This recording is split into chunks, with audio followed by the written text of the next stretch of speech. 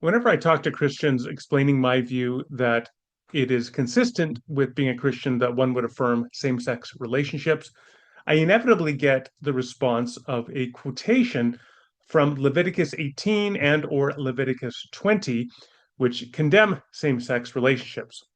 I talk about that in chapter 5 of The Wideness of the Sea, starting on page 102. And I want to talk a little bit about that here and one particular problem with that simple proof texting of Leviticus 18 and 20. First, let's take a quick look at these verses. So Leviticus 18:22, we read, "Do not have sexual relations with a man as one does with a woman. That is detestable, toeva." And Leviticus 20:13, "If a man has sexual relations with a man as one does with a woman, both of them have done what is detestable, toeva. They are to be put to death. Their blood will be on their own heads." We also have in these chapters sweeping statements affirming the prohibitions in each section. So in Leviticus 18:26, we read, "You must keep my decrees and my laws. The native born and the foreigners residing among you must not do any of these detestable things." So it's not simply men having sex with men that is detestable in Leviticus 18.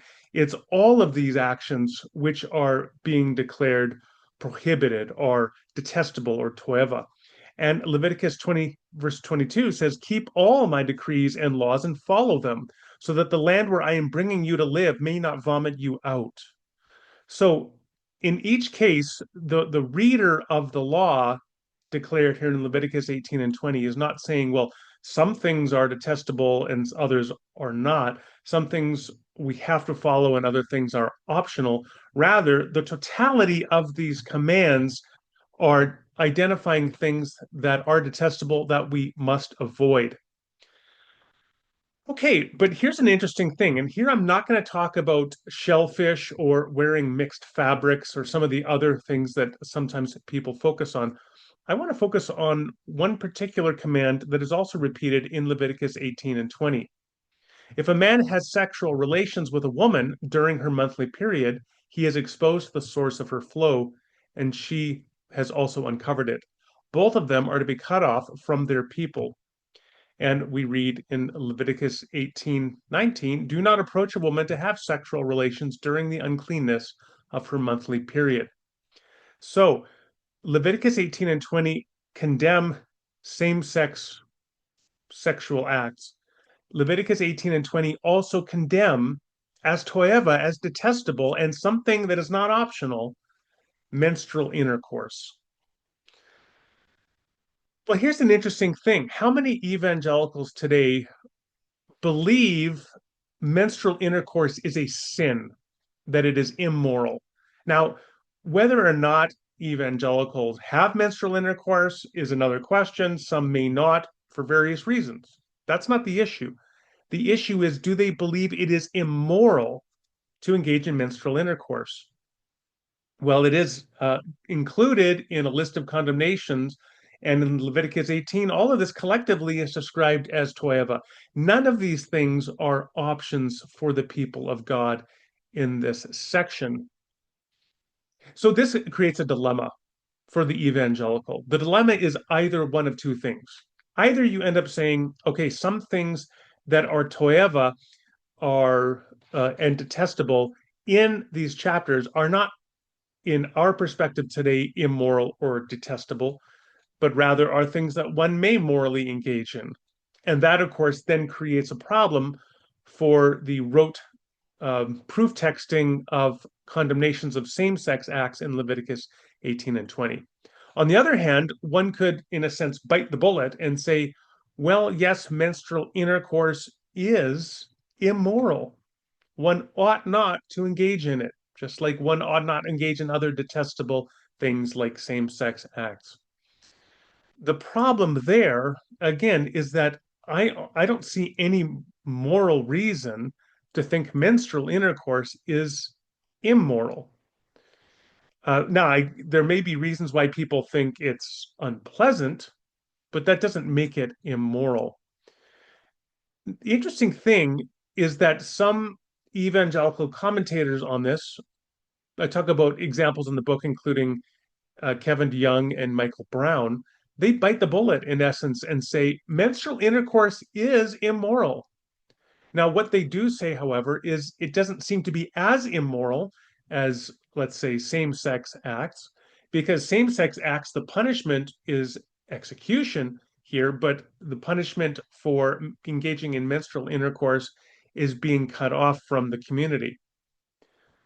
Okay, but the problem remains because to most people, it doesn't seem that menstrual intercourse is less sinful than same-sex intercourse or having sex with animals, one of the other things, let's say, condemned in the passage. It doesn't seem like it's less wrong than that.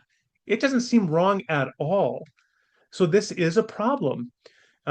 Again, you have the dilemma. Either you insist it is immoral, or not all the things that are declared detestable or toeva and condemned in Leviticus 18 and 20 are immoral, in which case it raises the question whether we should think the condemnation of same-sex acts is immoral. What really bothers me about evangelicals and this whole topic is that they are so flippant in ignoring these condemnations of menstrual intercourse. See, it's not like they wrestle with them and come down to some particular conclusion. They don't give 2 seconds of thought, most evangelicals, to how to think about these condemnations. And yet they're so quick to proof text Leviticus 18 and 20 to condemn gay people. And that is a classic example of hypocritical use of a quote unquote clobber text as a proof text. So I would suggest all evangelicals should really wrestle more seriously with this question. What do you think about this condemnation of menstrual intercourse? If you believe it is not immoral, then does that at all change your calculus as to how sure you are that you can simply cite Leviticus 18 and 20 to show that same-sex behavior is immoral? Conversely, if you do think it's immoral, on what basis do you think it's immoral? uh, Moral intuitions, some kind of moral argument to show that it is somehow immoral to engage in menstrual intercourse. And until you do that work and get your own house in order, as it were, you should probably focus less on proof texting other portions of Leviticus 18 and 20 to outgroups with whom you disagree. So that's part of my challenge there when it comes to Leviticus 18 and 20. Now, I have a lot more to say about how we would think about this. Maybe I'll just drop one more thing into the mix. Is I think it's fascinating that the Torah does not anywhere condemn polygamy, and specifically polygynous relationships. One man having multiple wives and concubines, multiple sex partners, is never condemned in the Torah. What the Torah does do is it gives wise stipulations for taking care of all the wives that one does have, but it never says you cannot have wives, and if you're not satisfied with those wives, that you can't take on additional concubines and have sex with them.